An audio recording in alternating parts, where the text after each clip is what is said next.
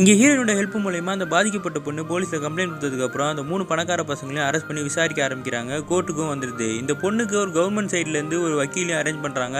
அவங்களும் இந்த பொண்ணுக்கிட்ட இருந்து எல்லாத்தையும் பேசி தெரிஞ்சுக்கிட்டு இதுக்கப்புறம் நீ வீட்டில் இருக்க வேணாம், நீ நிம்மதியாக வந்து காலேஜுக்கு போன்னு சொல்கிறாங்க. இந்த பொண்ணு காலேஜுக்கு போகும்போது அந்த பணக்கார பசங்களோட ஃப்ரெண்ட்ஸ் எல்லாருமே சேர்ந்துட்டு இவ ரொம்ப கேவலமான ஆள், காலேஜுக்குள்ளேயே வரக்கூடாதுன்னு சொல்லி பிரச்சனை பண்ணுறாங்க. இருந்தாலும் காலேஜ் சைடு இந்த பொண்ணை உள்ள அலோவ் பண்ணுறாங்க. நிறைய ஃப்ரெண்ட்ஸ் எல்லாம் சப்போர்ட் பண்ணுறாங்க. இந்த பொண்ணோட லவ்வர் உனக்கு என்ன அளவுன்னு எப்பயுமே அவன் கூட தான் இருப்பேன்னு சொல்லி கையை பிடிச்சிட்டு பக்கத்துலேயே உட்காந்துருக்கான். இப்போ முதல் நாள் ஹியரிங் நடக்குது. அந்த பொண்ணு ஹீரோயினும் வந்திருக்காங்க. இவங்க வக்கீல் பேசுகிறாங்க. இந்த பொண்ணு காரில் ஏறினதுக்கப்புறம் ஃபோர்ஸ் பண்ணி அந்த பொண்ணை இந்த 3 பணக்கார பசங்களும் கற்பழித்து கார்லேருந்து தூக்கி போட்டு போயிருக்காங்க. இவங்களுக்கு தகுந்த தண்டனை கொடுக்கணும்னு சொல்கிறாங்க.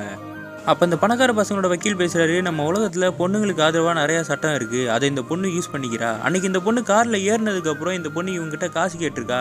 இவங்க என்னென்ன புரியாமல் இருக்க சமயத்தில் சுற்றி இருக்க எல்லாரையும் கூப்பிட்டு இவங்க என்னை கற்பழிக்க ட்ரை பண்ணியிருக்காங்கன்னு கத்திருக்கா. இவங்க அப்பயும் தரமாட்டேன்னு சொன்னதுக்கப்புறம் தான் அங்கேருந்து கிளம்பி வீட்டுக்கு போயிருக்கா.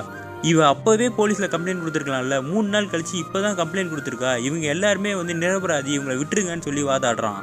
அடுத்ததான் இந்த பொண்ணை கூப்பிட்டு அவங்க வக்கீல் விசாரிக்கிறாங்க. அன்றைக்கி நைட் நடந்தது சொல்லுமான்னு சொல்லி. இந்த பொண்ணு ஒன்றுன்னா சொல்ல இவளால் தாங்கவே முடியல, அழுதுகிட்டே இருக்கா. அப்போ வந்து அவங்க சொல்கிறாங்க, இந்த பொண்ணால் இதையே தாங்கிக்க முடியல. அன்றைக்கி நைட்டு இந்த பொண்ணு நிலைமையை நினச்சி பாருங்க.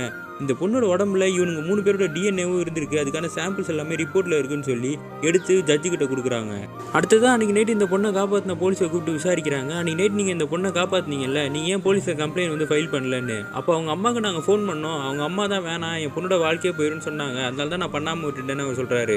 இந்த போலீஸும் அந்த பணக்கார பசங்கிட்ட இருந்து நிறைய காசை வாங்கியிருப்பான். அதனால தான் இவங்க அம்மாவையும் மிரட்டி இந்த கேஸை ஃபைல் பண்ணாமல் விட்டுருந்துருப்பானுங்களே. இந்த விஷயம் ஜட்ஜுக்கு தெரிஞ்ச உடனே உன்னை வேலையை விட்டு தூக்கியாச்சுன்னு சொல்லி இந்த போலீஸை அனுப்பி விட்டுறாங்க.